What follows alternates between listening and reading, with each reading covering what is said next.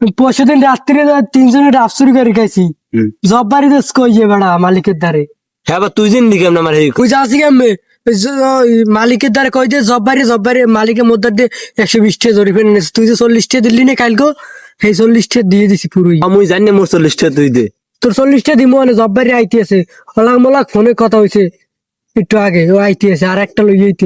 কালকে নাইছে আমি তো হাঁদি ডাব খাইছে, আমি তো জান নাই 3টে ডাব পাইছি।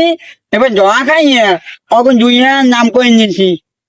মনে করেন আমি যাইবেন আজকে শুয়ে গেমু জয়া খাইয়ে ওকে 2 নাম কর, মনে 2 মনে পারবে না নাম কয়। মই অনেক মানুষ বিশ্বাস করে যে মুই ওই আমি করতে পারিনি।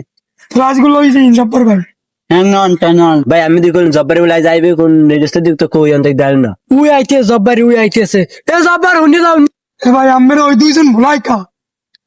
আরে বোন আগে কমিয়ে ওই 2 আগে তো গান গাইছে আপনি করছি নো নো নো 2 খায়া মই ওকে 2 আগে যুক্তি করে আই যে কোন কান শুন করতে যাবো নাকি।